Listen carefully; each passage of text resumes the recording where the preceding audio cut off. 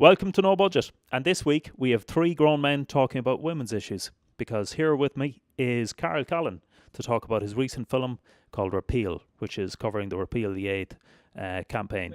And So, see, this is the problem when you let others sit in your chair, is they forget to introduce you. So, yes, also we have our second sub-deputy co-host, Milo Dennison, who's been reduced to the second chair. Just like Norm and Cheers, you may remember Cheers, where Norm gets the first chair. Norm's in the first chair, that's what I'm saying today. Thanks for coming in. First of all, I'd like to say we've both seen the film and it's very well done. It's very well produced. Love the opening scene. Can you just introduce it, tell us about what motivated you to do it, and tell us about the background? Okay, so the film is called Repeal. It's my motivation behind making the film was because I do believe in abortion rights, in free choice for women, and in trusting women, and in repealing an amendment in our constitution that is very dangerous to women. It's been going around for so long. When Savita Halapanaford passed away a few years ago, that's what really got me focused on the whole issue. And then when the likelihood of this referendum actually happening came around, as I wanted to do my part to send out a message in my own way, being a filmmaker, to send out a message that I hope will convince people on why repealing hate is so important, and will really highlight the dangers of it. so you mentioned Savita Halapanaford, yes, that's she passed away in a hospital in Galway back in 2012 after complications, and she became septic, and she was denied an abortion given the laws or the restrictions put on the medical profession. So for our international audience, Ireland has very strict laws on abortion. So doctors are basically strict enough to the point where there's a possible jail term. You know, that it is a criminal offence. So it's obviously a very opportune time and very topical, because we're exactly 6 weeks out from the referendum. 6 weeks from now, yeah. So I suppose from it's a perfect opportunity for you to get the film out there now and to get, to further your cause and reaction. What kind of reaction are you getting in general so far? Very good, actually. Very, very positive reaction. I've had deep discussions with members of the abortion rights campaign, with Termination for Medical Reasons group, the Lads for Choice group. Like, a lot of pro-choice groups have lent me their support in the promotion of this film and getting out there. Together for Yes as well, actually, they've helped. We had a screening of it there a few weeks ago, and a lot of members from those groups came along and spoke at it. And but yeah, the reaction, as we released the film online, the reaction has been, I would say, about 90-95% has been positive, and good feedback, and people sharing it and getting out there.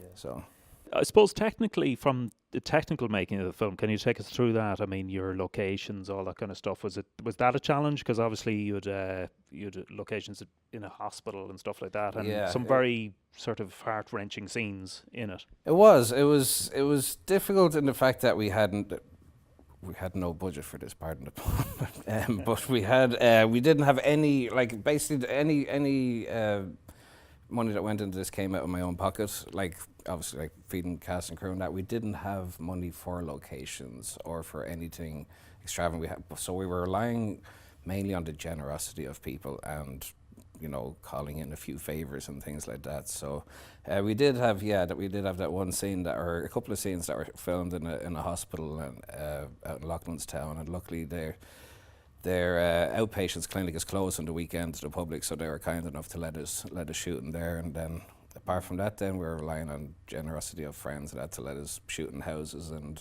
office buildings and things like that. But yeah, it was a struggle. I found it interesting looking at the film because, from even 6 weeks out from the referendum, I don't know how I'm going to vote. I'm in between the two camps. And I suppose one thing that I find about this debate is that it's very polarised. It's very extreme sort of positions on both sides, and there doesn't seem to be much empathy between the two polarised sides. There doesn't seem to be any bridge between them or any agreement. Well, is there any?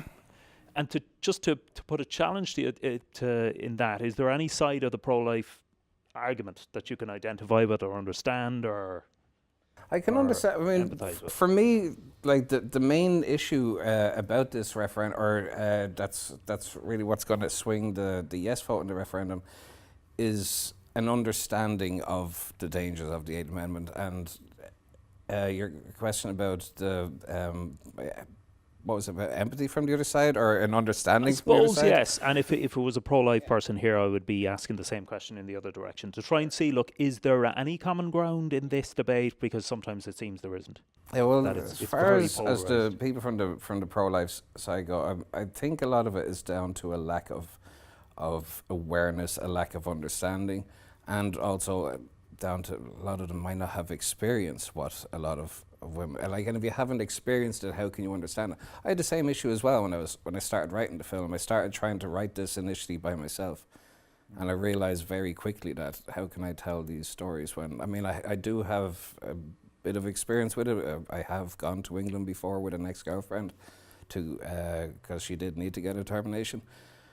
But like, to tell the stories that I was telling in the film, I didn't feel like I understood enough about it, so I had to do a lot of research and speaking to people who I know that had been through situations like that. And how did you seek out those people? How did you find those? It was 4 stories of 4 women? The 3 Is it? stories Oh, that 3, we yeah. told in the film, Yeah. yeah. But that's like a combination of a lot of different stories. We weren't telling stories of 3 women in particular. There was Yeah, elements of a You're lot trying to of... tell a universal, Exactly, universal yeah. kind of story. But I did. I spoke to people that I knew that had been through situations like that. I had reached out to groups like Termination for Medical Reasons, spoke to them and learned stories from them. And I think from the pro-life side of things, I can understand where they're coming from. And not that I can understand where they're coming from, I can understand why they're so staunch against it if they haven't experienced it, if they don't So understand you feel it. it's about education and opening up information and stuff like Absolutely, that. yeah. And certainly, I mean, your film is certainly going to contribute to that. It is very. I think we found it very interesting, engaging, and it is obviously there's a lot of harrowing scenes in it because it is a very tough topic. And we're going to look at an excerpt from that now. The trailer, is it? Yeah, we're going to see the trailer first. So the trailer for Repeal coming up right now.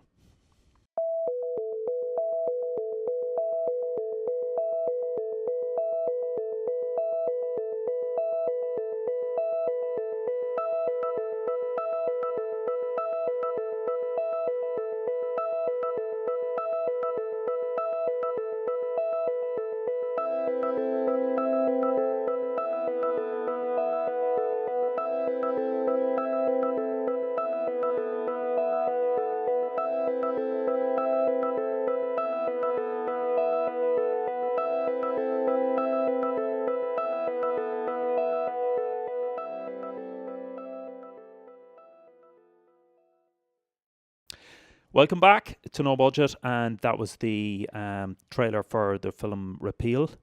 And I suppose it's important for us to point out that there were a lot of women involved in making this film who unfortunately couldn't make it today and did want to make it. For instance, Lynette, Mo, and Maria, and many others, many other great Rebecca, women. Neve, Sophia, Absolutely. Blanca.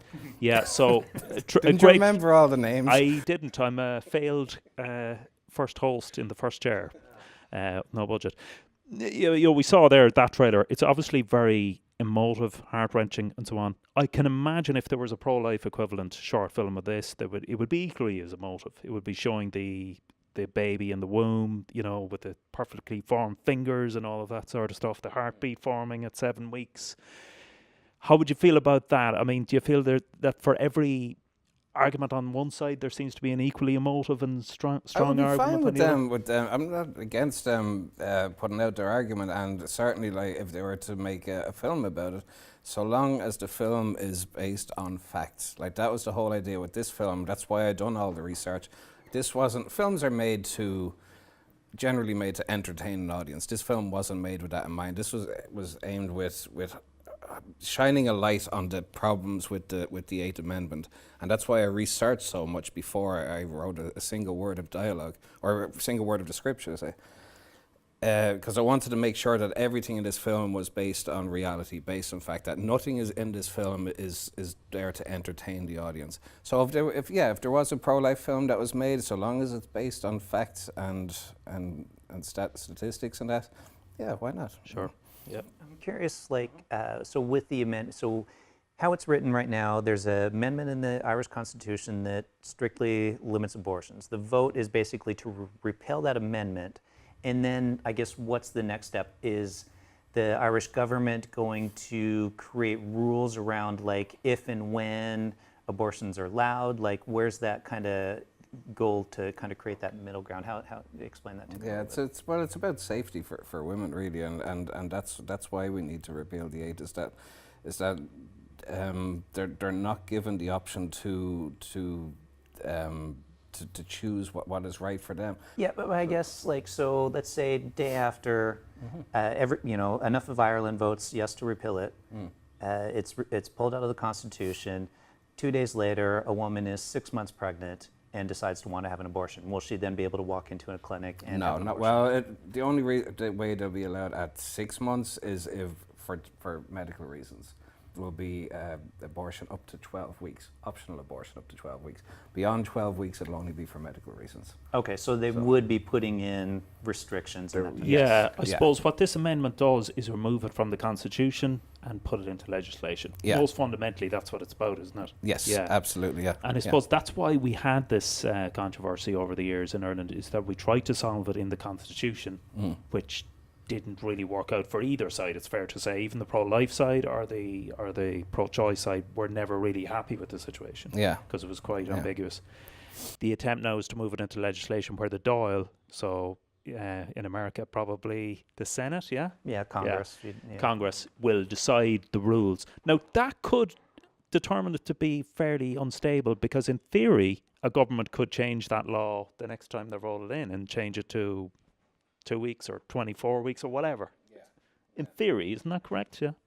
I mean, does that make it a little bit arbitrary, depending on the government that's in it? That they can change it at any time? Is that what you're saying? That the legislation can be changed? Yeah, well, I mean, it's taken, what is it taken now, 35 years for it to change, like since the last referendum on this debate. Yeah. So it's not going to be a case of changing it back and forward. Well, I mean, it's going to, like, if the no vote win this, it's going to probably be a long time before we have another, or no matter which side win this, it's probably going to be a long time before this. What's your prediction in terms of the results? My prediction is, it's a tough one.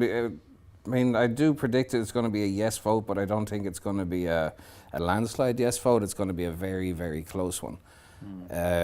Like we're at something like 60-40 at the moment, but that's, I mean, there's still a lot of people out there, and this, to go back to what I was saying earlier, it's down to awareness, and there's a lot of people out there, especially men that I've spoken to, who still feel like this is a woman's issue and that it doesn't affect them, and they're not going to get out and vote.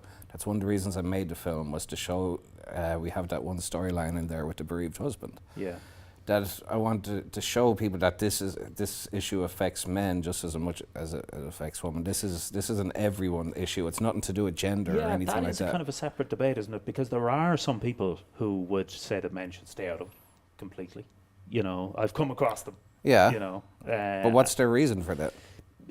That it's a women's issue and men shouldn't have a right to be involved. But straight up they're wrong. Yeah, I would tend to agree with you. Whether you're pro-life or pro-choice, men should have an equal right to I would agree with that. This issue affects everybody, no matter the gender. Yeah. That's why I made the film, was to reach out to people who are undecided, on the fence, who don't feel like it doesn't affect them or that it's a woman's issue, and to show them that it does affect them, and that to try and entice them towards a yes vote.